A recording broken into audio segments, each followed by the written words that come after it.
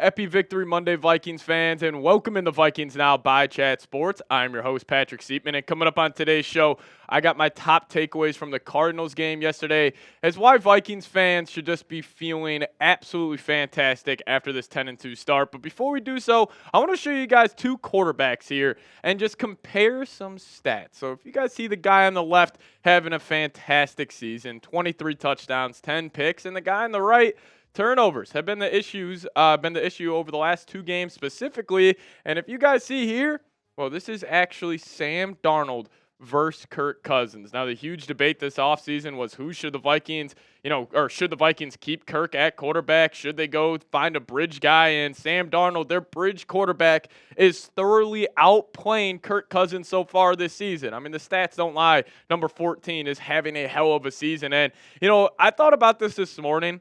Just the offseason, it is going to be very, very interesting. Like the debate between J.J. McCarthy and Sam Darnold, who should start next season? Should the Vikings extend Darnold? I said I'm not going to give a take on that situation until we see the final playoff run and where the Vikings end off this season. But I'll tell you what, Vikings fans, if we could get J.J. McCarthy to play like this guy right here, whether it's next year or the year after, I mean, we would be all enthused about that. But before we dive into the takeaways here, if you guys are hyped up about the Vikings starting 10-2, and if you guys are fired up about the win yesterday, just hit that thumbs up icon. I put the goal on today's show as 1,000 likes. Let's see if you guys can top that. So hit that thumbs up button right now.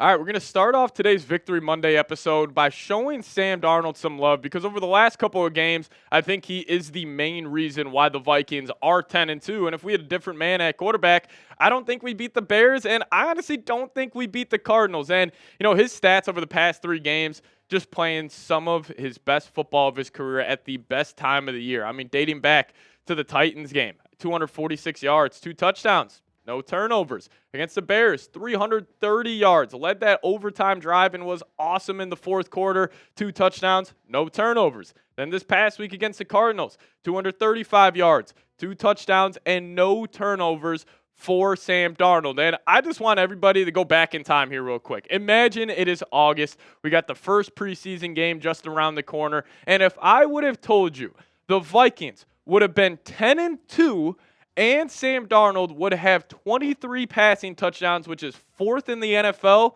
what would we have said? I'm sure we would have all been saying, man, we need to extend Sam Darnold. We need to get him locked up for the next 2-3 seasons. But it still feels like Vikings fans aren't fully bought into Sam Darnold, and I think it's just the blinders over what happened early on in his career with the Jets, with the Panthers. But this guy is playing awesome football. Really want to show him some love. And if I had to give a game ball over the last 2 weeks, it goes to our quarterback, number 14. But let's dive into some negatives here because it wasn't a perfect game by any means for the Minnesota Vikings. And, I said coming into this year that I always felt like the Vikings were more of a finesse football team under Kevin O'Connell and never really had a sense of physicality. And I think that was on full display yesterday, specifically in the trenches. And we can start off with what the Cardinals did on the ground. I mean, they were the more physical football team, and they were just 4, 5, 6 yards on every first down, it felt like. Hence why they had 31 carries. 154 yards, 5 yards per carry. And the funniest part is it's not like they had a 70-yard touchdown run where these numbers were inflated. No, their longest rush was only 19 yards. So they were consistently pushing the Vikings defensive line back. And this is definitely going to be an issue if they aren't able to fix this. But I think a big reason why you weren't able to stop the run was Ivan Pace Jr. not being in the lineup. He is that typical bowling ball at the linebacker spot. And the Vikings definitely felt a lot less physical in the interior of their defense yesterday, and a big reason why James Conner and the Cardinals offensive line were able to get downhill. So you got 3 more games without Pace. You'll hopefully have him against the Packers and Lions last 2 weeks of the season, but it's going to be tough with the Falcons' good rushing offense, Seahawks' good rushing offense, and the Bears coming to town the next 3 weeks. It's going to be tough for the Vikings rush defense. But on the other side of the football, again, you aren't able to run the ball whatsoever. And we'll talk about Aaron Jones and the fumbling issues on the second half of today's show. But, overall in total yesterday, 15 carries, 68 yards, 4.5 yards per carry, and 0 touchdowns yesterday for the Vikings rush offense. And their longest rush was only 18 yards. So, again, if you want to play your best football, in the January, late in December, dominating in the trenches is something that needs to change. But I see a lot of Vikings fans freaking out. Oh, that was another ugly win. This team is fraudulent. This team can't get it done. Every ugly win from here on out when you're this late in the season is a good win. This wasn't like the Vikings had the Carolina Panthers or the New York Giants or Las Vegas Raiders at home and they had to squeak by with a victory. No, you got down to a good team, 19-6, and you were able to come back. And it's not like they had a fluky kick return or a pick six or a scoop and score. No, they had to earn that victory yesterday. And listen, you're 10-2. Like if you want to keep pace with the Detroit Lions, you're going to have a couple ugly wins like you had against the Bears, like you had against the Cardinals this past weekend, because this team up top in Detroit doesn't look like they're losing any games coming up here shortly.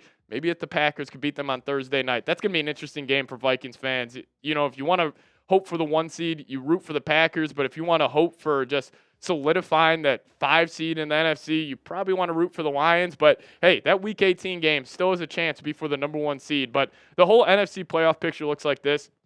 Eagles got a big-time win yesterday in Baltimore. I was pulling for the Ravens and Lamar Jackson, but, you know, they couldn't pull it out, so they're 10-2. The Seahawks, they're at the number 3 seed at 7-5, starting to, you know, create some separation between them and who's in second in the NFC West. And then our very old good friend, Kirk Cousins, and the Atlanta Falcons at that 4 seed right now. I'll tell you what, if it's 5 versus 4, Vikings traveling to Atlanta, I would feel very strong about them getting a victory wild card weekend. But, hey, don't jinx this, Vikings fans. If you guys want the Vikes to win the NFC North, just give me a skull down below in the comment section, because there is still a chance. I have been saying for the last couple of months, this team has a chance to win the NFC North and keep pace with the Lions. Then they ripped off 5 straight wins. So if you guys want the Vikes to win the division this year, give me a skull down below in the comments section. Now, we'll dive into more takeaways here in a second, but first off, I want to give a massive shout-out to today's sponsor, and that is Game Time. Now, you guys download the Game Time app today, create an account, and use code CHATSPORTS. You guys will get $20 off your first purchase. Terms apply. Create an account, redeem code CHATSPORTS for $20 off. Now, Game Time has a new feature called Game Time Picks that makes getting tickets to see your favorite teams play live even easier. If you want to go to a Timberwolves, Wild, Vikings game, whatever it may be, Game Time has it covered. And with Kirk Cousins heading to the bank this weekend, tickets are a little expensive. And if you guys want to get $20 off, just plug in that promo code CHATSPORTS, and you guys will get that on your first purchase. Shout out to Game Time for that one. But also Game Time Picks, it filters out the fluff to show you only incredible deals on great seats, so you don't have to waste time searching through thousands of tickets. And my favorite feature of the Game Time app is the views from your seat feature, which gets you a panoramic view from your seat in the app before you even buy. So download the app today. Create an account, use code CHATSPORTS for $20 off your first purchase. Terms apply. Again, create an account, redeem code CHATSPORTS for $20 off. Download the Game Time today. What time is it? It is game time. Link for that in the comments and description of today's show.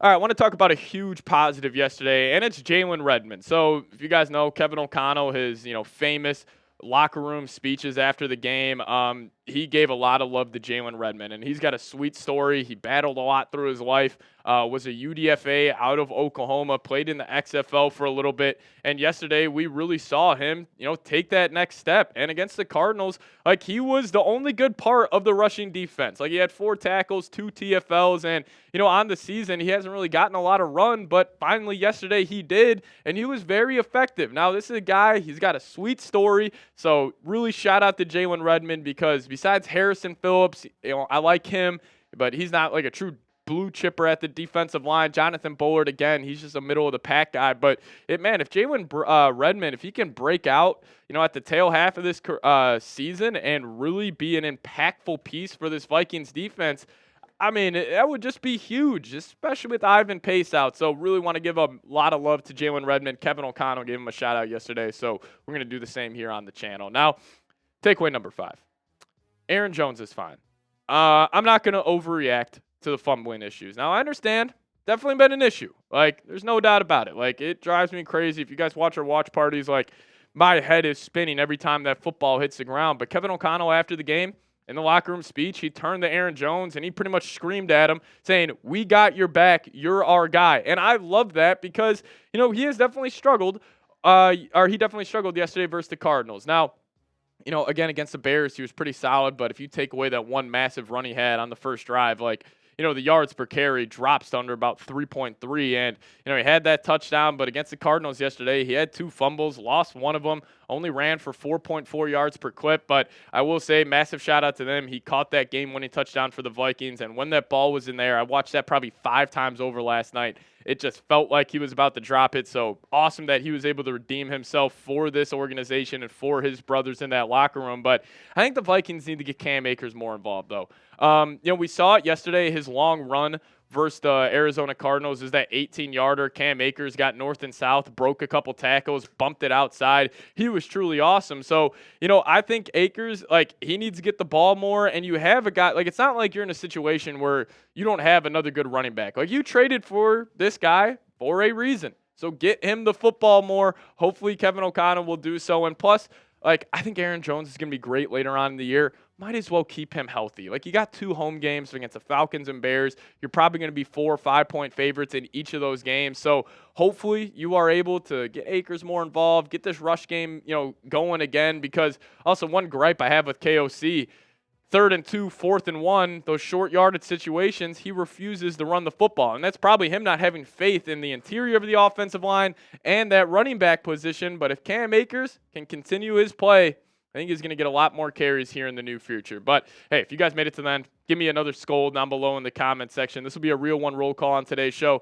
So if you guys watch this whole thing, give me a scold in the comment section. Also, I'm on Twitter, @PatSieps is the Twitter handle. Give me a follow over there. Just want to say thank you guys so much for watching today's Overreaction Monday. We'll have a video coming out later today talking about what Colin Cowherd had to say about our Minnesota Vikings. So stay tuned for that. But we'll see you guys next time. As always, Skol Vikes.